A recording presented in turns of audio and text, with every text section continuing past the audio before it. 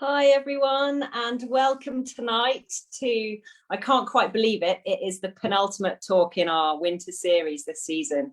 So thanks to everyone who's joined us this far, and if it's your first time tonight, then welcome. And please do visit our website. We've had some incredible talks going back as far as November, loads of brilliant adventure stories. And tonight we're super lucky to be joined by an all-round superhuman being and really humble, brilliant climber, Suzana, and she's going to be talking to us specifically about winter alpine climbing. So I'm really excited. We've all had a sneak preview and she's got some great content and really great stories for us. So just a little bit from me before we kick off with Suzana. Just to say that if you haven't heard of us, we are a community dedicated to supporting women gaining skills in the alpine environment specifically. So you can see from a few of our holiday snaps there, when we can, we get together in person. We've been to Hemsedal in Norway about this time last year. We were ice climbing, doing avalanche workshops, doing ski touring, cross-country skiing. And also then you can see the picture in the middle was from the Ekran, our first ever summer meet, where we did rock climbing, via ferrata. Some women who'd never put on crampons before got up their first alpine peaks. And also we had more experienced women come along and buddy up and go out and have fun. So that's kind of a bit about what we do. And obviously when we can't get together in person, we hold online events like these really to kind of keep the adventure stoke alive. So a little bit about Zoom etiquette. I'm sure you guys will know this a lot now. We're no strangers to the online world, but just to say that we've muted all your mics and switched off your videos. And that's just so that it's not distracting for the presenters. Particularly, I know that my dog's a big fan of interrupting all my conference calls, and lots of my colleagues have their small children contribute. So we keep everyone muted for now, but obviously in the Q&A session nearer the end, we're more than happy for everyone to come on and put their mics on and put their videos on and ask Suzana any questions they want to in person. If you're shy and you don't want to do that, then you're more than welcome to just put them in the chat window. And then Jenny, our co-founder, is fantastic at managing all your Q&As and making sure that those are answered. And then finally, just to say that we are recording and we're currently live in our private Facebook group. And that's just so that we can, again, kind of share this content with people that can't be with us in person tonight. And that's it from me. I'm going to hand over to Jenny, who's going to introduce Suzana, but I hope everyone enjoys. Thanks. Thanks, Louise. You seem to have turned into a filing cabinet. I'm not quite sure. Have I? Wow, that's amazing. Oh, well, I'm sure the cabinet's a lot more beautiful than I am. So no, I'm not sure. I have been enjoying that. There you are. Fantastic. Well, welcome everyone to this very professional talk. We are really thrilled to have Suzana with us this evening. Suzana is coming live from Chamonix, where she is living the dream and having a fantastic time, making us all very jealous with all of her Facebook photos of the climbing she's able to do. I'll let her introduce herself, but we're really happy that she was volunteered by Katie Keeley, one of our other club supporters, to come and talk to you, and we'll be asking Suzana lots of questions at the end. So if you do have a question, like Louise said, just put it in the chat and we can have a discussion at the end. So without further ado, over to you, Suzana. Do you want to turn your mic and video on and we'll start with your talk? Thank you. Hi everyone.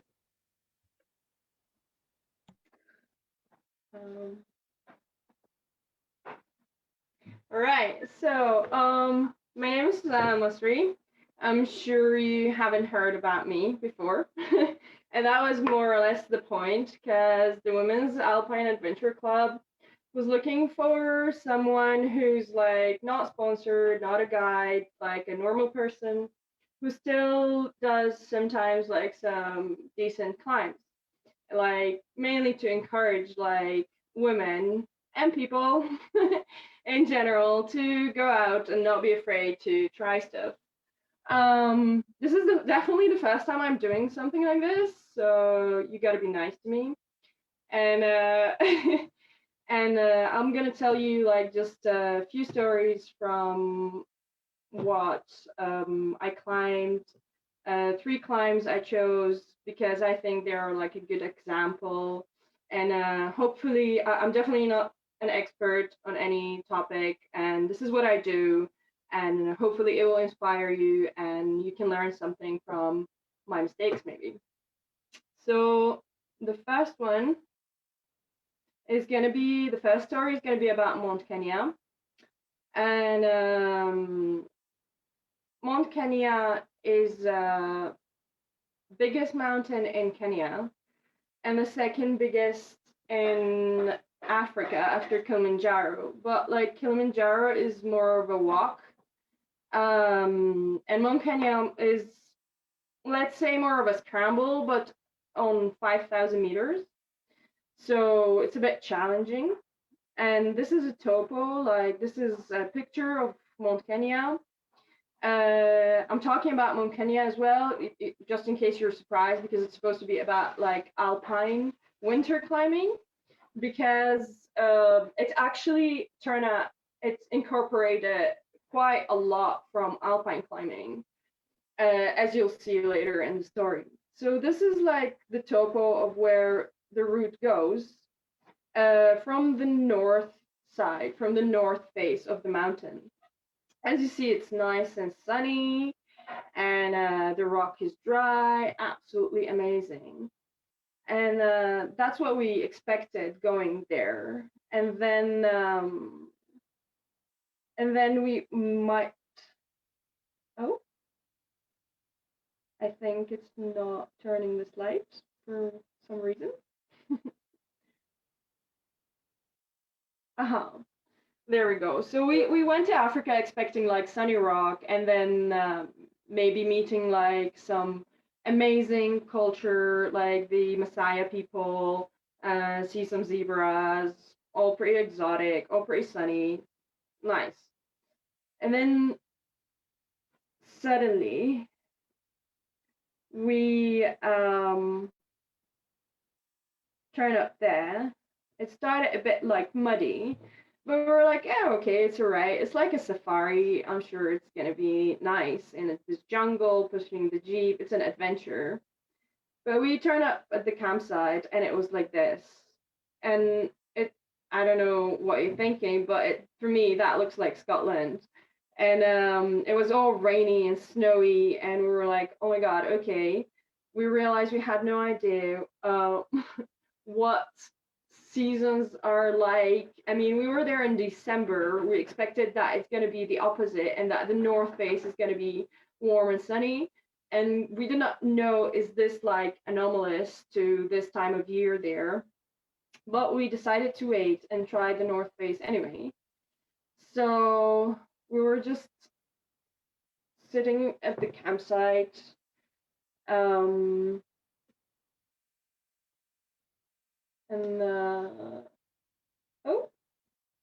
I think we're having problems with moving the slides. Oh, there we go. There.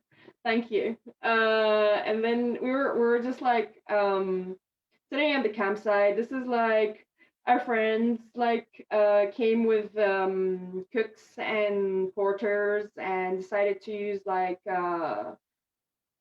altitude tablets to make them like acclimatize faster and easier. And we decided just to go scruff it a little. And yeah, can we move forward to the next one? There we go. Back a little. Fine. So this is me cooking. Like, we did not bring a cook, or we did bring a porter. It's supporting the local community, but we carried like each big share of the luggage, and I was cooking myself. I don't mind it. I'm not like, I'm a woman, I'm not gonna cook. And then I was also obsessed about the hygiene, and I was like insisting on us like boiling the water and disinfecting it so we don't get ill straight from the beginning. And yeah, so we spent time on this one, and finally the face cleared, and we decided to try. And then if we can go to the next slide, sorry. Then that's once the weather cleared, when the clouds went away. That's how the face looked. As you see, it's like really snowy still. This is like an amphitheater, and so we brought crampons and ice axes and rock shoes, and we had to be swapping between them to try to climb up to here. And it all logistically like took a lot of time. And after leaving the crampons, we reached this tower and found out that the crack and like the crux of the climb, the hardest bit, was filled up with ice. And I was doing that in rock shoes as well, so it was pretty challenging. So in the end, like it took so much time that we decided like, okay, the next bit is going to be this traverse up that ridge. Hopefully you can see it here. And then it was just like we thought it might have like a Tyrolean as well involved, and we never done one before in our lives. And we're like, okay, we don't want to end up on that ridge at night. I've never done a bivvy before. Let's turn back. So we reached here and turned back. And if we can go to the next slide, then this is a picture taken by our friends. These two lights are us, me and my friend Fred. After, I don't know, almost 20 hours, like we reached the campsite back in 23 hours and we haven't reached the top. And it was like pretty tiring and teaching. So we were like, okay, maybe we should try from the other side. Maybe it's more sunny and dry on that side. And then, so we went to the other side of the mountain, and which we can see on the next slide. Here, that's my friend Fred carrying all our stuff, and it was pretty tiring, although it's a walk. As you see, luckily Amy is helping him, so we were fine. And we definitely had way much more stuff than we needed, as you're gonna see soon. So in the next slide, we can see the topo of the south face. Again, super sunny, super nice. Yes, it's like 15 pitches or something like that, but it's supposed to be like more scrambly and easy. So, and then on the top, we were here. Maybe you can see that little dot. There's a bivvy, and we were. If you go to the next slide, actually, there's the photo of the bivvy as well. Thanks. Thank you, Lizzie. Lizzie's helping me with the slides. We have a little bit of a technical problem, but I'm sure the story is still good. So this is the bivvy that we were hoping to reach, and we were like, well, this is going to be nicer because then if we reach the top and we're too tired to come down, we can just sleep in it. So logistically, we thought we will have better chances. And so how did it look in reality is we can see in the next slide here. And then as you see, yes, it is drier, sunnier, not much ice, but it definitely looks way bigger and scarier than the topo showed. And that little shiny dot is actually our bivvy. That one, yes. And then so So we went really early. We thought we have all our logistics figured out. And then in the next slide, we can see us climbing. Yeah. So that's me. That's my friend Fred. As you see, it's easy. However, it's pretty loose.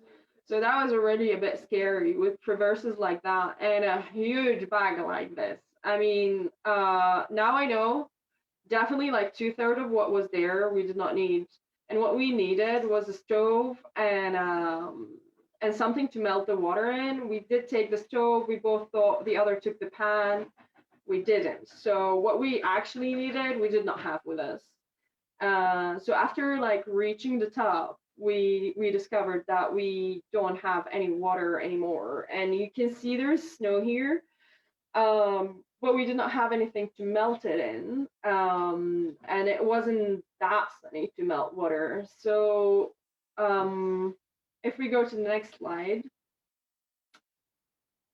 you can see, so in this picture, yeah, I have no idea. I don't remember if that was like up or down. Our friends were taking pictures of us. They were delayed. They went somewhere else. They stayed somewhere else.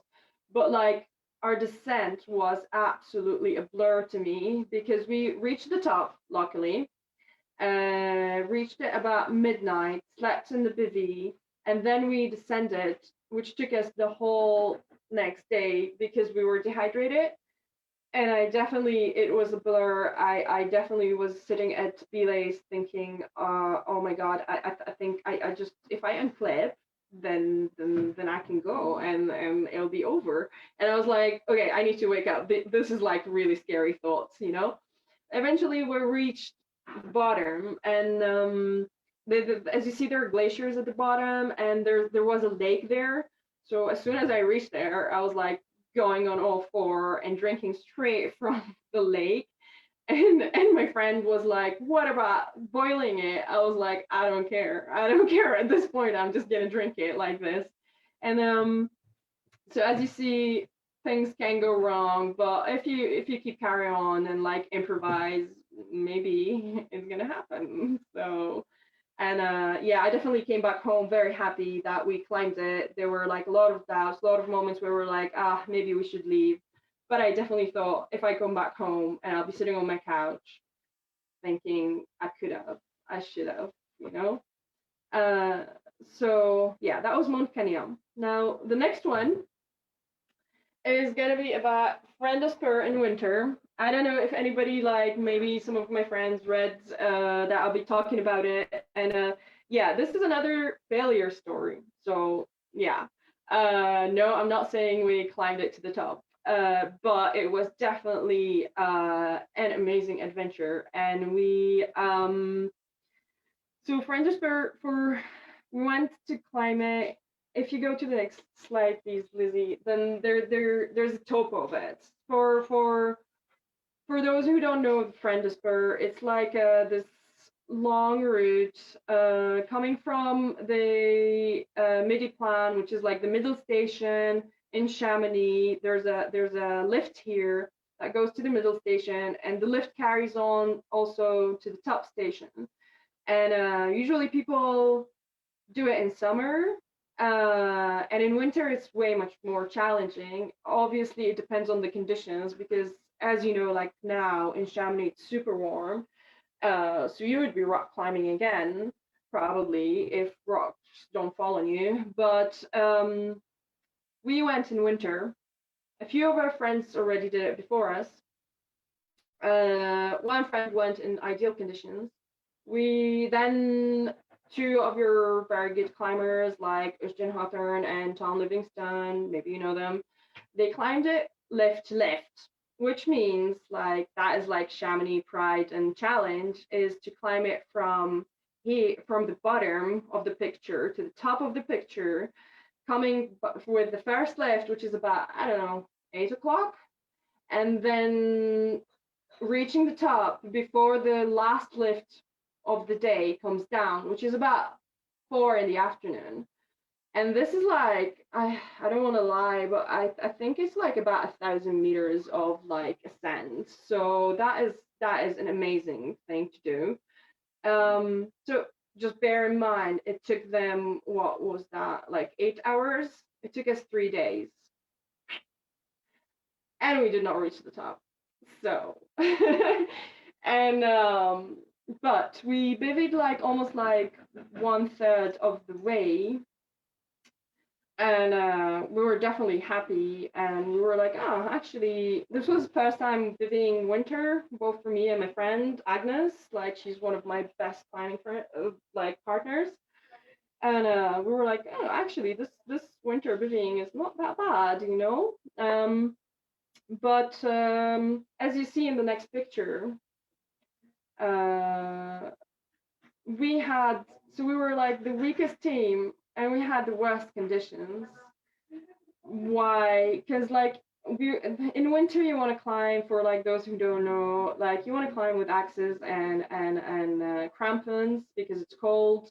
You want the snow to be firm. You want those cracks either to be clear or packed with ice, and then you can protect them and climb them.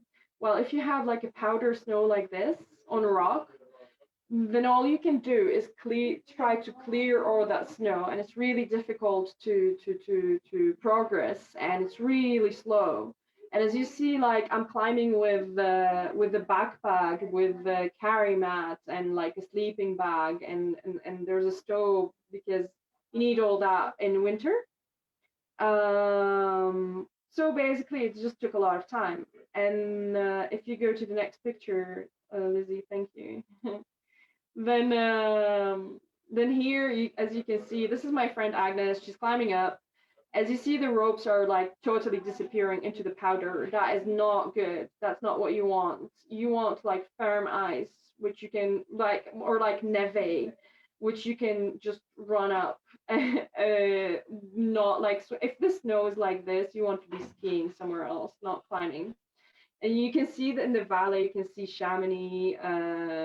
Everybody's like looking at you, laughing probably, or at least that's what you feel when you're climbing there, like, and looking down, everybody comfortably sitting down there.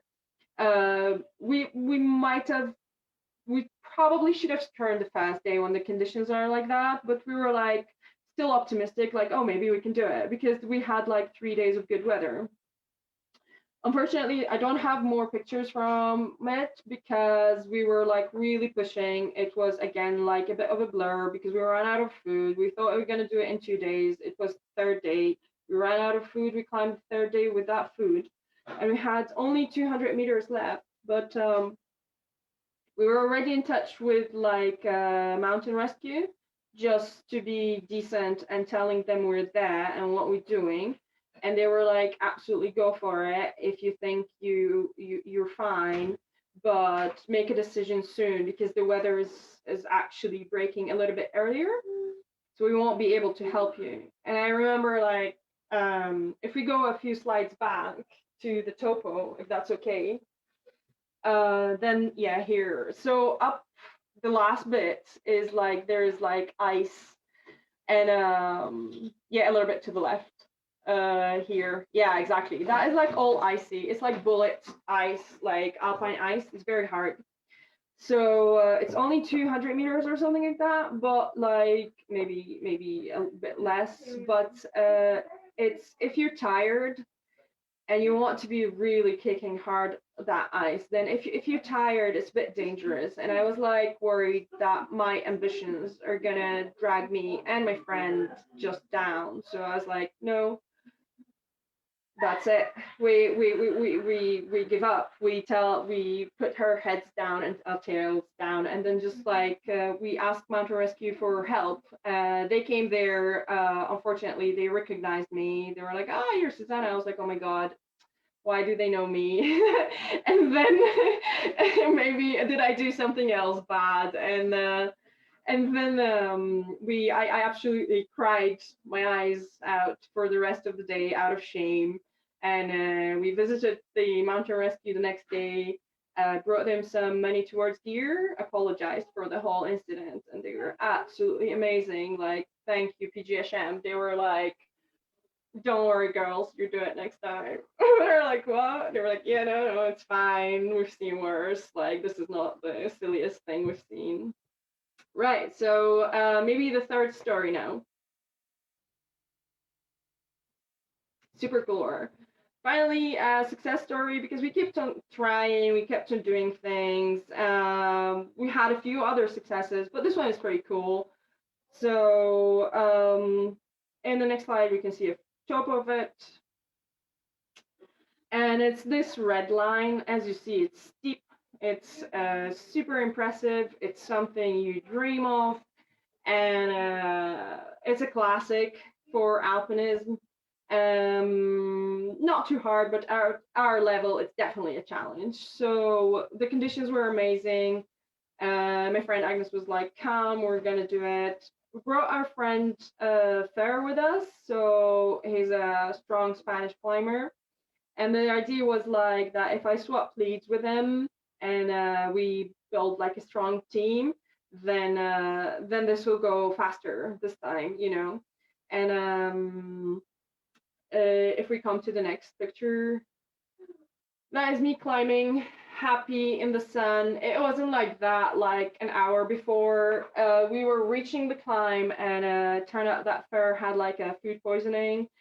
And then he was like, oh, I don't know if I'll be feeling well, but he's super strong. And we did not want to, again, we did not want our ambitions to push that, but I fed him some caffeine tablets, and I was like, well, if I lead the first one, then you see how you're feeling, and definitely no pressure, but if you're feeling good, maybe you want to lead the next one.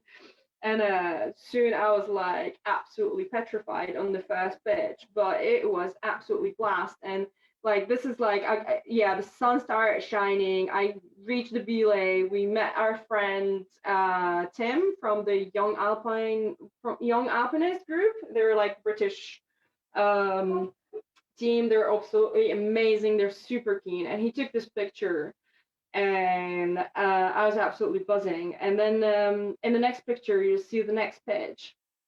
So in the left one, you can see Fer. He definitely woke up after the first one, and he was like, as you see, like he's waving his hands. He's absolutely happy about it. He was like, yeah, I'm glad. He was like absolutely happy to that we carried on. And then I put those pictures as well, like the two of them next to each other, because as you've seen in the first picture, it was super steep. It was super scary. But then once you get closer, like you can see, like you can break down this climb. You go like, okay, I can do that. I can go to that next rock. There's a bit of protection here, and it starts becoming like more real, more manageable. So you definitely have to go to know, you know, to know that you can do it or not, you know, if you don't even touch it, like don't get petrified by like the topo, or like psych yourself out of it. Then if we go to the next slide, so this is like pictures that I thought would be cool. Sometimes things don't work out. By now I got used to bivvying with whatever I have. As you see, if you have a bit of rope that you can cover yourself with, or like a bag that you can put your feet in, it's often not as bad. You need a bit of logistics. You need to think about it. You need to try to do it faster. But if not, like, it's not the end of the world to bivvy sometimes, you know. And I'll be giving some tips at the end, so maybe that'll help a little bit as well. And then, but sometimes, as we'll see in the next slide, is time to turn back. And you also need to know that moment, you know. So this is from Scotland. It's not from the Alps, but that was the reaction of my friends when I said, should we turn back? It was absolutely a horrible day, and everyone was happy to turn around, because it was just sketchy and not worth it, really not worth it. And then the next slide, I think it was already like, yeah, so this is just like a funny one. Sometimes things like get very hard. That was a climb that was definitely not in when we were doing it. It's Scotch on the Rock, and I scared myself out a little bit. And the method of the day was what my friend had in his pocket, a bit of whiskey. So whatever works for you, but don't do that at home or in the mountains, whatever. But definitely, yeah, find your method. And then the last slide, I think that was the last one. I think so. So some tips and lessons. I'm not an expert, as I say. This is what I know. Don't kill yourself. Like, even at the level that I'm climbing, we lost some friends, and so definitely know when to draw that line. You know, you have to feel it, and if not, then like step back a little and do something easier, you know, and keep on going there until you feel better about the mountains, you know. And don't be ashamed to ask for help, you know. Don't get injured. You're not gonna get good fast if you get injured, so don't push it past that point either. In the Alps, especially in winter, it's super advantage to be fit, so try to be the fittest you can, and try to take as little stuff as possible. But then if you can't get that fast, like you really need to sit down and think it at home, like logistically how to break it down. You can't just like it'll be fine. Like you can't lie to yourself what's your fitness, you know. So if you're too slow, just see what's your weather window, see where are the bivvies options, see where you can escape it, you know. We always bring a light foil with us. You'd be amazed how much warmth that will give you, especially in winter. It's like it just turns the thing from like frostbite to okay, it's uncomfortable, but maybe I'll be fine. But definitely read. I don't know much about like, you know, frostbite as you should, and then you definitely should read about it. So I'm not saying this is the method, the absolute method, but it definitely gives you more chance. Whatever happens, always take it. It's light. Painkillers, that's usually my first aid kit. That's it. And then don't give up before you have to. As you see, like there were so many things there, and they start looking like you know, like a failure. Your day starts looking like a failure, and a lot of successes, if you, that's not my quote, someone said that, if you look into the details of success, sometimes it looks like failure, you know, but you keep on going, if you know you can, you know. Then do your own thing. Don't care that someone might laugh at you, someone might have a different method. If you're having fun and you're being safe, don't care. Be kind. It's not about like I put that, it's not like mindfulness or something like that. And what I mean is, which is also good, but I mean in the mountains, in your team, be kind to each other, because like it's gonna be like everyone's stressed. It's not easy, and just know that your friends are not being against you. They're also stressed. They're also tired, and they might be doing some stuff. So just like think how to be kind to them and be a team member. Not necessarily like you have to be always like this team player, but in the mountains you gotta like a little bit like, you know, bite your tongue and just be nice to each other and like help each other. It will lead you to success. And yeah, I think that was all for me. I don't know, on some slide there's like my Instagram like accounts profile or something like that, but I think it was like first questions and answers. No, yeah, okay, right, Yeah. So I'll give back to you guys. Thanks, I hope that was useful. Thank you so much, Suzana. That was amazing. I mean, that's the second time I've listened to that, but I love all your stories and all those lessons as well. It's quite amazing, I think, the things that you find yourself in, and then you get back home, you're like, oh my god, how did that happen? So yeah, thank you so much, and thank you very much for being so brave and coming and talking for us when you were more stressful than climbing. Yeah, well, you did an amazing job, so thank you very much. So if everyone's got any questions for Suzana, if you go down to the bottom, there's the chat function, and you can write in there, or if you're watching on Facebook, you can write in the comments and we'll pick them up.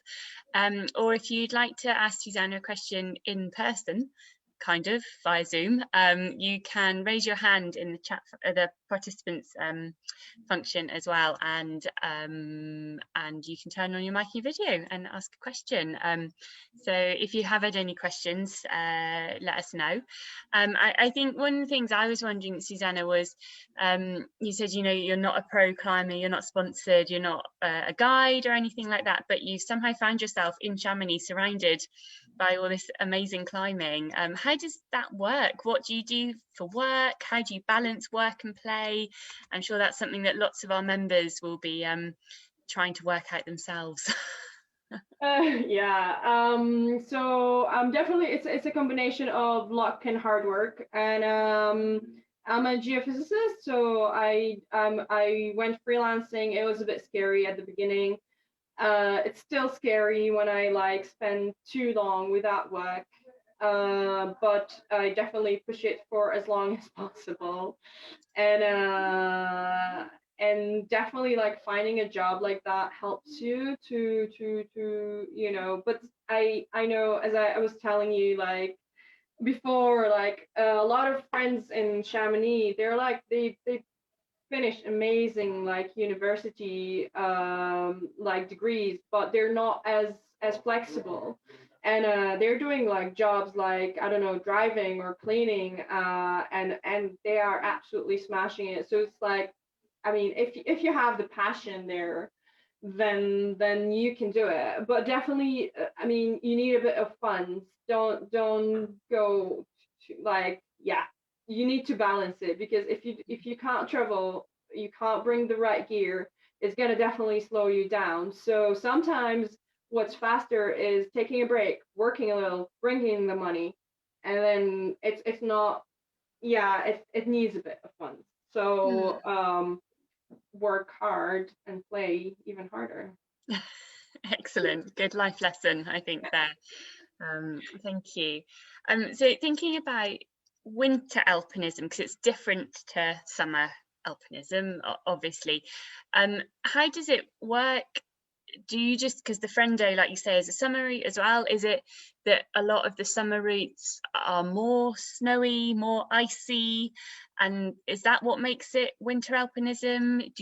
How do you get to them? Do you have to ski, that kind of thing? What's the main difference between summer and winter alpinism? So definitely there's way much more snow. I mean, say in Scotland, you walk to things most of the time, as tiring as it is, but it's still possible. Here, depends, but most of the time, if you're not skiing, then it just takes you forever. You're not gonna get there.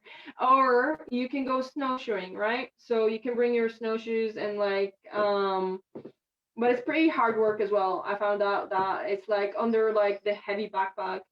So you definitely break down all the things that you need to start winter climbing.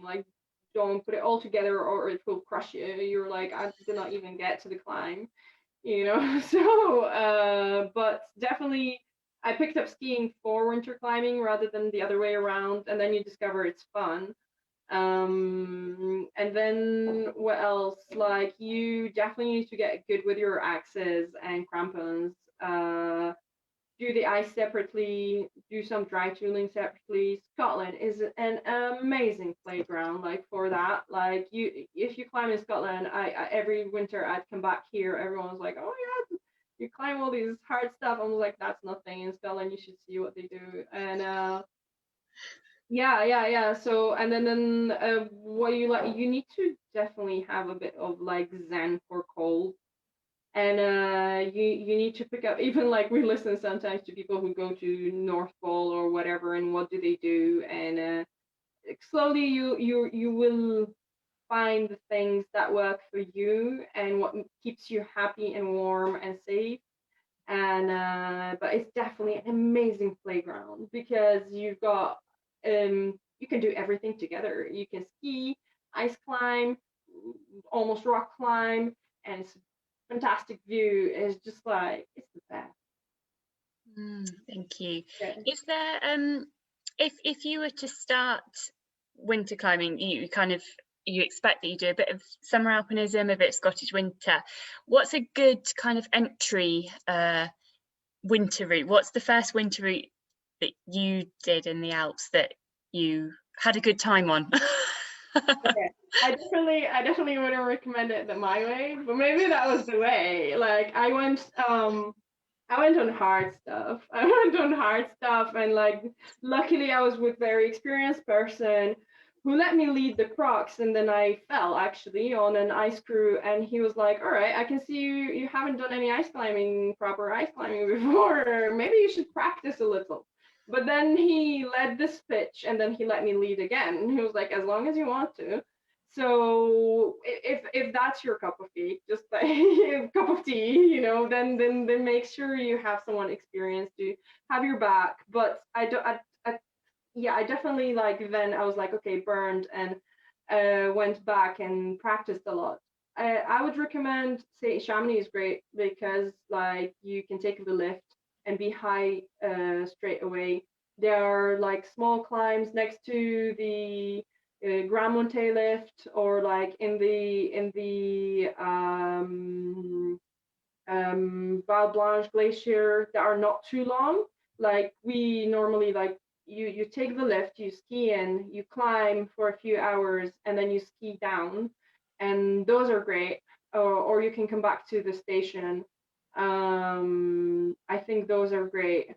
But I think probably ice climbing as well in the valley before is better. Like you ice climb, you ski, and then you combine them with or like on the Triangle de Cool. But like all over France and Europe, I'm sure there are plenty like little ones. Start with less meters. Don't go fast like for the like 1,000 meters like what I did, because you'll be dead at the end of the day, and it's not gonna be fast. So start with less meters, see how much time that took, and then multiply. Yeah, thank you. Got a question from Michaela on Facebook saying she wants to know more about your work as a geophysicist. Is that in the mountains? Does that affect kind of how you climb and stuff if you're always looking at rocks? I wish it was in the mountains, because there are some like branches, but it's like not many people actually have that cool jobs with geophysics. I mean, I think to be honest, like I love my job anyway, and but I work at sea actually, so totally opposite, and I love that because then I have two worlds. Like I can go to the sea, and then I can go to the mountains, and then I like missing what I love sometimes. Yeah, thank you. I hope that if that answers the question. We've got a question from Svetlana. It says, thank you very much for the talk. How long have you been climbing to have these amazing adventures? And also, how easy is it to find people to climb with? Oh, okay. So that's a good question. I've been climbing 12 years. But I think like, I don't know, like 4 years, 6 years, you are definitely having fun. 4 years, you start doing stuff and you're fine. 6 years, you're good, and then it's like just repeat. What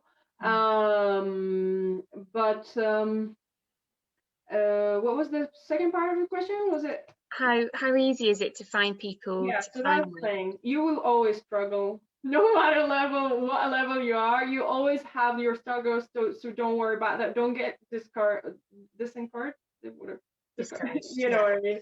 Yeah, because like as a beginner, you have problems finding as an intermediate and as a good climber, and there are different problems.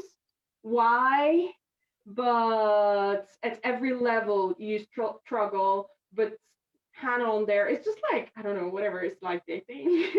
You gotta find your person that you like hanging out with, and then that'll be the best experience. You gotta be at the same level of risk acceptance, and just work together as a team, you know.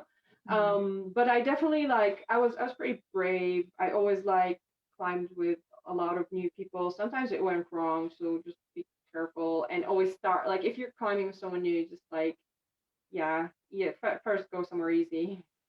But yeah, absolutely go out there. There are many amazing people. I'm so happy that I climbed with so many amazing people and I met so many amazing people. I'm repeating my amazing, but it was amazing. Yeah, thank you. Hopefully that's some good advice there. What climbs have you got on your tick list that you want to do?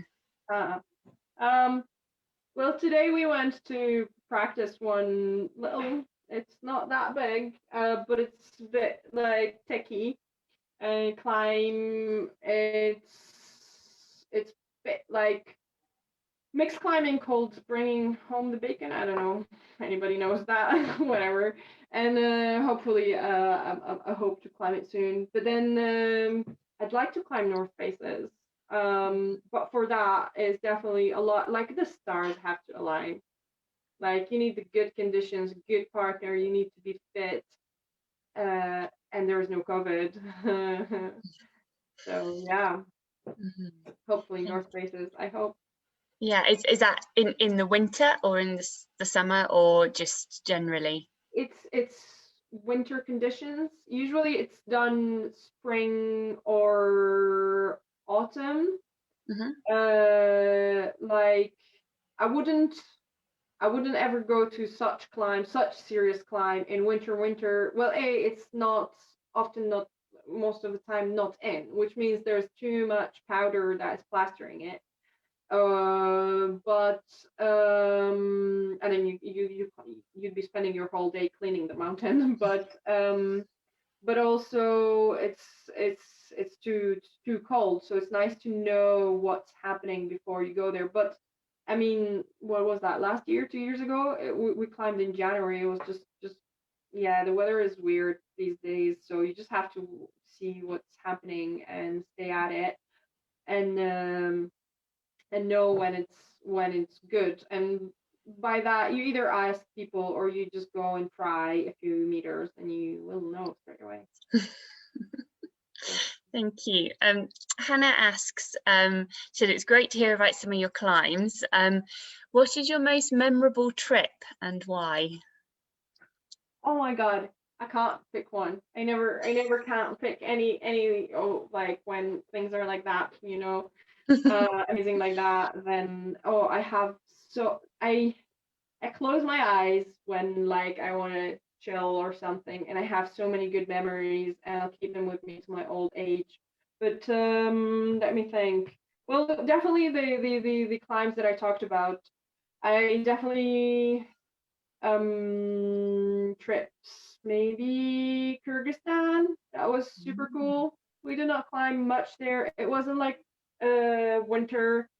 It was rock climbing, but it's definitely an amazing country worth visiting, you know. And I was with an amazing, nice team. So overall, yeah, if you have right people, you can explore the country. And even though you've not climbed something hard, you'd be super happy coming back to. Good memory. Thank you. That's great. It's probably good to have, like, lots of amazing trips to look back on, and oh yeah, that's really cool. Yeah, awesome. Great. I don't think there's any more questions that have come in, so I think we will draw it to a close there. Thank you so much, Suzana. We really appreciate all the time that you put into the presentation and practicing, and thank you to your friends for the use of their Wi-Fi as well. Very much appreciated. So yeah, thank you, and we hope, you know, to work with you more in the future, and maybe you know, see you around, and I'm sure that if anyone, you know, wants to go to Chamonix or is wondering about conditions or anything like that, they can hit you up on Instagram, which is at the end of the presentation. So yeah, thank you so much. Yeah, I don't have any companies or anything or whatever, but like if you want to get in touch, then definitely I think through Instagram is the easiest. You can see what I'm up to. You can send a message. If I'm not in the mountain, then I'll answer. Yeah. Fab. Thank you. Thank you so much. Thank you so much. It was exciting. Great. Right, over to Lizzie. Yeah, thanks so much, Suzana.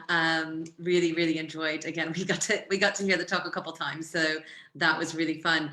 I just wanted to let everybody know our last talk of the Alpine Stories Winter Series is coming up a little bit out of kilter with the other talks, not every other week, but the next one is on the 9th of March, still Tuesday, 7 p.m. and we're going to hear from Kath James again. This time she's going to talk about winter climbing in the UK, take us up to Scotland, some of her favorite places, and also talk about the elusive times when North Wales is in for winter climbing. And as we've heard a couple times already, all of the talks are recorded. They're all on the website. So even the ones over the summer, all the ones here in the winter series, have a little look. And also on those pages, we sometimes add additional resources. So check them out. If you are new to us, make sure that you follow us on Facebook or Instagram. We've got a Facebook page, which is just for everybody, and a private Facebook group, which is for women who are actually members of the club. That's where we share information. Make sure to sign up to our newsletter so you get the latest updates. And check out the website. There's lots of interesting stuff on there. My favorite routes, my favorite Alpine routes, and then the whole Alpine Stories section where we've got all of these recordings as well. And then some really great profiles of amazing women alpinists. So check them out. This is the Instagram link, which has been mentioned about 10 times. So here it is. Make sure that you follow Suzanne and keep up with all of her exploits. Get in touch with her if you've got any questions. And we are very much looking forward to being able to climb with her, get on an adventure as soon as we can.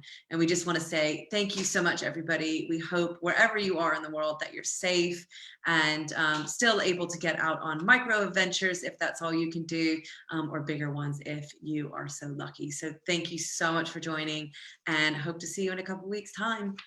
Bye guys.